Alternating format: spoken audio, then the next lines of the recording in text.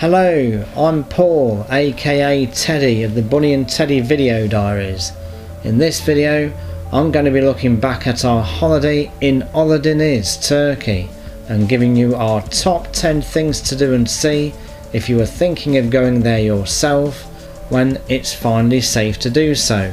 Me and the bunny went to stay in a 3-star hotel there back in May 2018. We recently published a 13-part series of vlogs about the holiday, so go and see the series on our channel, which is linked below, to see how it all went. So in no particular order, let's get straight into our top 10. Number 1. Visit Fethiye. You can get to Fethiye by taxi or minibus from Oludeniz Seafront. By taxi, ask for the TIMECODES Gold Centre shop in the southern bay of the city. This is a good starting point to walk around that area for places of interest. There is the local minibus service as well, called a Dolmus, so for a cheaper ride check out the timetable in the same place as the taxi. This may drop you in the centre of the city at the bus station. I tried googling for a walking tour of the city and found nothing. If you Google map the city and put places of interest on it, it should come up with quite a few historic places to visit, as the city is steeped in history, with it having a legendary Lycian past, as well as being part of the Persian Empire dating back about 2,500 years. To organise your own walking tour, do as the bunny does and go to the Tourist Information Centre, which is situated just a 3-minute walk west from the Gold Centre where you start. Ask about the ancient ruins of an amphitheatre, tombs built into the rock of the ancient city of Telmessos, the castle and museum. If shops are your thing, then the city is great for them, particularly if you are looking for authentic Turkish products. There are plenty of places to go to eat and drink in, and the seafront itself shows off some really nice places as well, so you're not confined just to the city centre.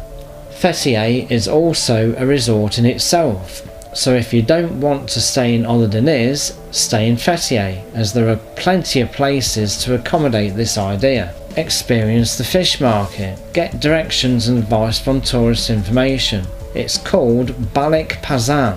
You can buy a fish from one of the stalls, choose a restaurant to eat it at, give the restaurant your fish to cook, sit down and eat your cooked fish. However, do some research into the best price to pay as far as the fish and restaurant is concerned. The bunny wanted to do it and I think it went well. I don't think we would do it in any way. It was all very exciting and well worth the experience. Do your own research, develop your own itinerary when visiting Fethiye. Go and explore and you won't be disappointed. Number 2. Visit Kabak and the Olive Garden. Kabak is a small village set in the mountains above Oludeniz. You can get to it by Dolmus, from the same place as you got the taxi or Dolmus to Fethiye. We were told to go to the Olive Garden by our lovely Thomas Cook rep Emma. She used to go there and relax, take a dip in the infinity pool, have a meal, a drink, and spend half a day just to soak in the atmosphere. There are chalets as well.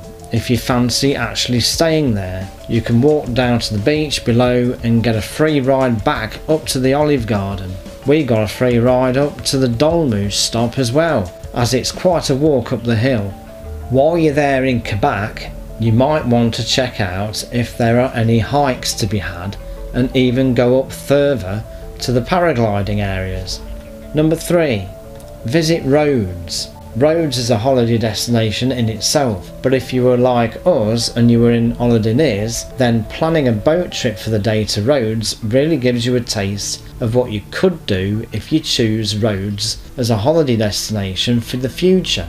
Our trip was an excursion planned by Thomas Cook at the hotel. We had 6 hours to explore, plenty of time to walk around the old town of Rhodes and take in thousands of years worth of history, and at the same time take in a little snack and drink, maybe a meal, do a little shopping, whatever takes your fancy. We would definitely revisit Rhodes for a week, maybe hire a car and totally explore and learn more about its historic past and really immerse ourselves in what the island has to offer. Number 4. Try a Turkish bath. This is a must if you want to experience something really authentic in Turkey. If you stay at a hotel like ours, the chances are it will offer a hammam. It comes in different styles because you can have different treatments involved. We went for a honey infused foam bath, starting with getting wet, applying the foam, getting massaged with exfoliating mitts for scrubbing the skin, and finishing off with a rinsing of cold water. It was suggested to have one pretty much after you get off the plane and arrive at your hotel, as this would refresh you for the week ahead. Number 5. A shopping street in Oludeniz. Oludeniz offers a very good 1 kilometre plus street from the hotels down to the beach. There is plenty on offer, places to eat and drink, good touristy shops for gifts, clothes, beach items, etc. We didn't get approached in the street by any shop owner vying for your business. A hairdresser did, who we actually went back to, which we shall mention later. You can haggle, but most things are easily affordable, so it seemed silly to do so. The bars and restaurants are mostly near the beach. There are ATMs, even a small health centre. There are at least 2 supermarkets nearer the beach if you are self-catering. There is also the start of the excursion operators as well. Number 6. The beach, the seafront, the Blue Lagoon. Once down to the seafront, the beach is well worth seeing. It stretches all the way from its eastern edge to the Blue Lagoon, which is about 2.2 kilometres west. Along the way, there are places to eat and drink at, and a lot more of those excursion operators along the back of the seafront. At the far end of the beach is the Blue Lagoon. We didn't go there at the time, which was May 2018, because people were saying that it was green. Maybe it's a seasonal thing when it turns blue. It's certainly worth checking out, as it does boast a club, bars, restaurants, as well as places to stay, plus the chance to go out on the water. There is a £5 fee to go on the beach, as it is a private area. Number 7. Use the Dolmus. As mentioned before, it is worth mentioning on its own, as this is by far the cheapest and easiest way to travel around Oludeniz and the immediate area. It is slow though, so allow enough time to get to places, check out destinations and timetables before using them. You won't be disappointed once you get used to them. Number 8. Paragliding.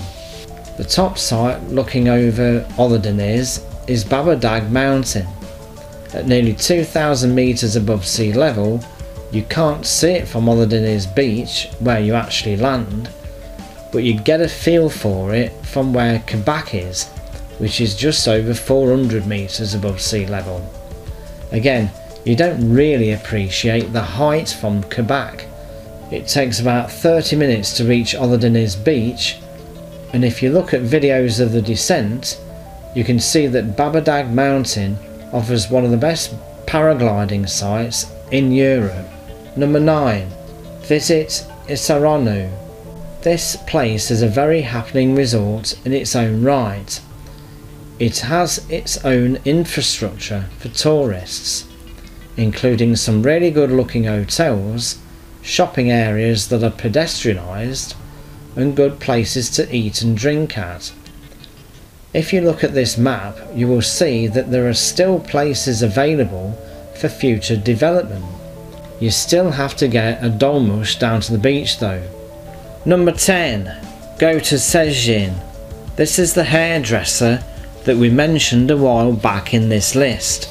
It's situated on the main shopping street of Oludeniz. Go see Sam, he's the owner. He has another business on the Old Kent Road in London. He gave us a leaflet to take away, and we both went back on separate days to get haircuts, but I also had fire put in my ears and a proper Turkish wet shave. His place is worth a visit if you are looking to treat yourself to a grooming pamper session.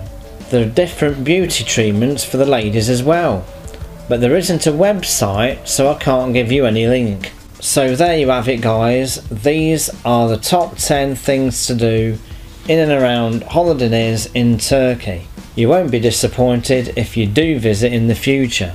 Don't forget to visit our channel for our complete series of vlogs on our holiday there. Don't forget to subscribe and hit the bell for more travel videos that are coming up in the spring. Again, check our channel for details in our 1-minute video about that.